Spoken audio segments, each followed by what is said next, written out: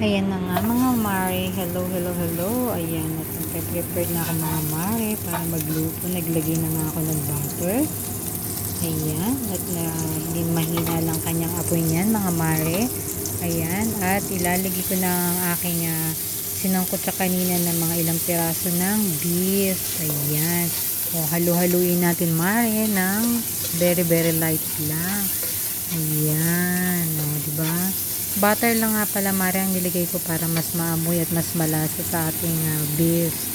Ayan, at hinulog ko na rin ang aking hiniwa ng mga bawang. O, diba? Tagal bumaba ng bawang, diba? Ganun talaga, char. Ayan, kasi dinadampot pa yan mare. Ayan, nilagay ko ng bawang at sibuyas. O, sibuyas pala yung nauna. O, ayan, sibuyas yan. Halu-haluin. Halu-haluin natin ang sibuyas mga mare. Ayan. Ang hirap talaga ng ganito nagbo-voice over at titingin ko ano pa yung susunod. Ayan. Nilagay ko ng aking bawang. Ayan.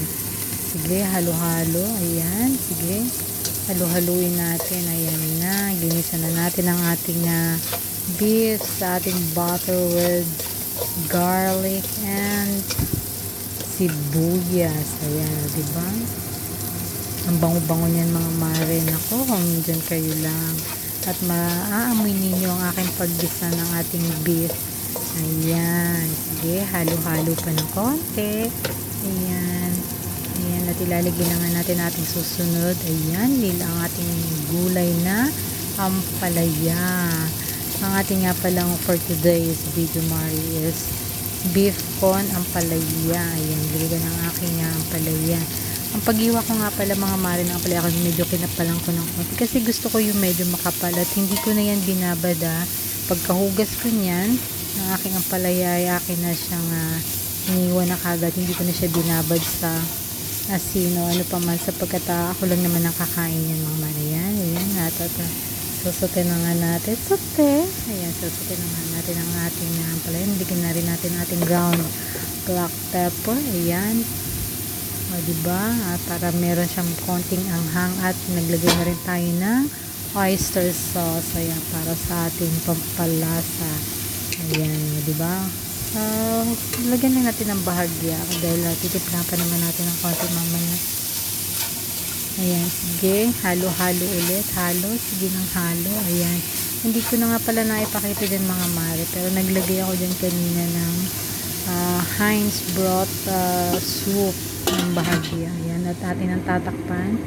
Ayan, simmer for about a minute. Ayan na nga. O, diba? Buos-buos na siya. Kulo-kulo na siya mga mare. Ayan, napakasarap talaga na aking niluto na yung mga mare. At ayan, hindi masyado makita. Gumilid ng ating phone. Ayan, hirap nang naghahalo na hawakan ng phone natin. Ayan. Ayan, pero masarap yan mga mare. Diba? Kung saan nakarating ang ating phone. Ayan na. Masarap yan mare kasi medyo natutupian na rin siya ng sabaw niya. Ayan, sige halo. Gusto ko yung mga ganyan luto lang mare na hindi siya masyadong pinipiga kasi yung iba parang hindi masyadong pinipigaan kasi diba pinababad sa asin and then saka pipigaan para matagal lalo na kung may mga bata nakakain. Ayan na, luto na siya o diba napakabilis ng transition. Ayan na. At meron akong napakamainit na kanin at ayan na ang aking beef con ampalaya. O, diba? Ayan. O, sige. Papakita ko lang ng bagya mga mare at para ang aking pagkain. Tikman natin. O, diba?